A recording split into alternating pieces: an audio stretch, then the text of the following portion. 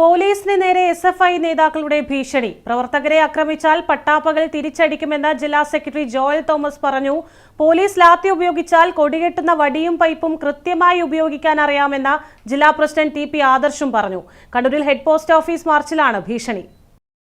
കണ്ണൂരിൽ head post office മാർച്ചിനിടെ ജലപീരങ്കി പ്രയോഗിക്കുകയും കോമ്പൗണ്ടിനകത്ത് പ്രവർത്തകരെ തടയുകയും ചെയ്ത പോലീസിനെതിരെ കടുത്ത ഭീഷണിയാണ് എസ്എഫ്ഐ നേതാക്കൾ ഉയർത്തിയത്. എസ്എഫ്ഐ പ്രവർത്തകരെ മർദ്ദിച്ച പോലീസുകാരെക്കുറിച്ച് നല്ല ബോധ്യമുണ്ടെന്ന് ജില്ലാ സെക്രട്ടറി ജോയൽ തോമസ് പറഞ്ഞു.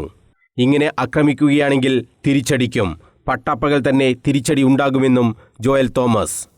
ഈ കണ്ണൂരിന്റെ പോലീസിൽ നിന്ന് നമ്മൾ കണ്ടു. അതുകൊണ്ട് നിങ്ങളിൽ നിന്ന് അധികം ക്ഷമയൊന്നും ഞങ്ങൾ പ്രതീക്ഷിക്കുന്നില്ല. പക്ഷെ ഒരു കാര്യം കൂടി ഞങ്ങൾ പറഞ്ഞവസാനിപ്പിക്കാം. ഇങ്ങനെ ആക്രമിക്കുകയാണെങ്കിൽ നിങ്ങളെ ഞങ്ങൾ തിരിച്ചടിക്കും, ഒരു തർക്കവും വേണ്ട. വൈകുന്നേരങ്ങളിലല്ല, പരസ്യമായി പട്ടാപ്പകൽ തിരിച്ചടിക്കുന്ന ചിത്രം നിങ്ങൾ കാണും. നിങ്ങൾക്കെല്ലാം തൂക്കിക്കൊല്ലാൻ വേണ്ടി പറ്റുമോ? ഞങ്ങളെ അങ്ങ് തൂക്കിക്കൊല്ലാൻ വേണ്ടിയിട്ട് നിങ്ങൾ പറ്റുമോ? അതുകൊണ്ട് മര്യാദക്കാണെങ്കിൽ മര്യാദക്ക്, ആക്രമിക്കാനാണ് പക്ഷമെങ്കിൽ തിരിച്ചക്രമിക്കുന്ന സാഹചര്യം തന്നെ ഉണ്ടാകും. എസ്എഫ്ഐ പ്രവർത്തകരെ ആക്രമിക്കാനാണ് തീരുമാനമെങ്കിൽ തിരിച്ചും ആക്രമിക്കും.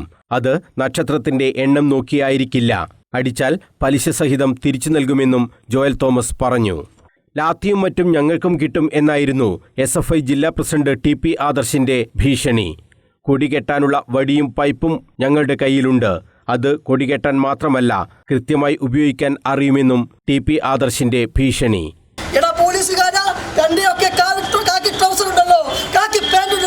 ആ കാക്കി പാന്റ് എന്ന് പറയുന്നത് RSSന്റെ കാക്കി പാന്റ് അല്ല. തന്റെ പാന്റിനുള്ളിൽ കാക്കി ട്രൗസർ ഉണ്ടെങ്കിൽ ആ ട്രൗസർ വീട്ടിനുള്ളിൽ ഊരി വെച്ചിട്ട് വേണം എസ്എഫ്ഐക്കാരെ തടയാൻ വേണ്ടി വരാൻ. അല്ലെങ്കിൽ അതിശക്തമായിട്ടുള്ള സമരങ്ങളുമായി എസ്എഫ്ഐ മുന്നോട്ടേക്ക് വരും. ഈ കാണുന്ന ലാത്തിയും അതുപോലെ തന്നെ മറ്റു സംവിധാനങ്ങളൊന്നും നിങ്ങൾക്ക് മാത്രമൊന്നല്ല ലഭ്യത. എസ്എഫ്ഐക്കാരനും കിട്ടും. എസ്എഫ്ഐക്കാരന്റെ കയ്യിൽ കൊടികെട്ടുവാൻ ഉപയോഗിച്ച വടികളും അതുപോലെ തന്നെ പൈപ്പുകളും ഉണ്ട്.